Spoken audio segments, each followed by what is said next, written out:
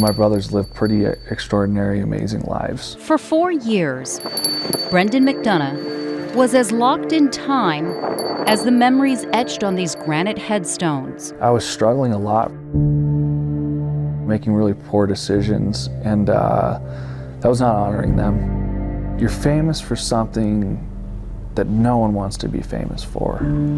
A town for the tragedy, Brendan for being the only survivor. I thought for so long, the morning of June 30th, 2013, I'd never be better than that man. Structure 1, Bravo 33 on ground. But yeah, but it was a relatively small fire that day. The Granite Mountain Hotshots started working burnbacks on the southern flank of the Yarnell Hill fire in the Weaver Mountains. You don't ever think it's going to be that day. He was assigned lookout as the team moved to the east to cut line and save homes. The biggest issue was the time frame of what we thought we had versus what had happened. This is the terrain they were dealing with, boulders and dense brambles. The wind did a 180, and Brendan had to leave his lookout.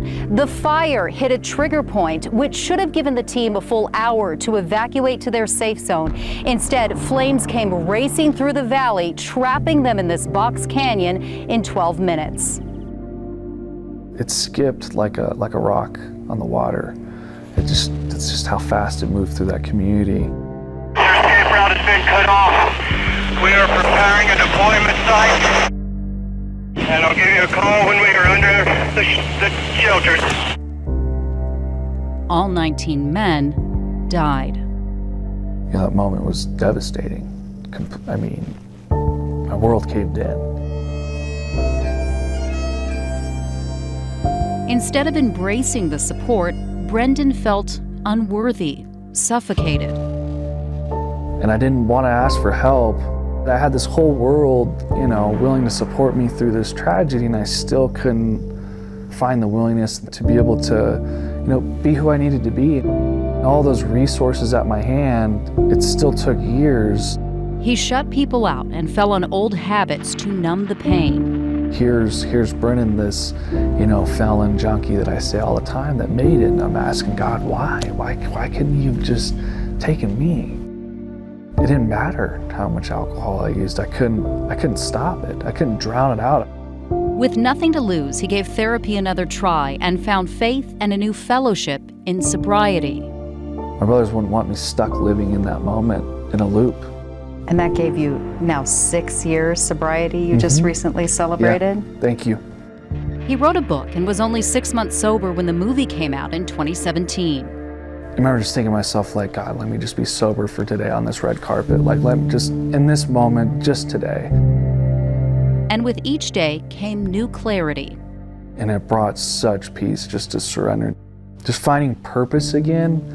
When did it hit you that you could be for others what your brothers were for you? I'm still working on that.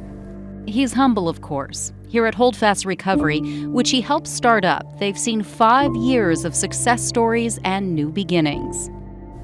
Be worth their sacrifice. That's what I try and do every day.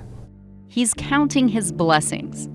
Married 4 years with 3 kids, celebrating milestones and putting his goals in writing.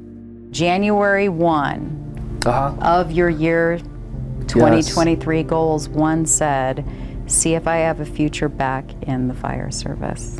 What's that about? I'm having to really do some soul searching in. I don't want to not answer that question, and I just want closure on it. That's one piece that I haven't had closure yet. He's finally made peace, giving himself grace and permission to live beyond that day, to honor the men who believed in him more than he did himself and taught him what it means to be a man and a father. They're not defined by that one day. And neither is he. What I can give is a lifetime of trying to serve others.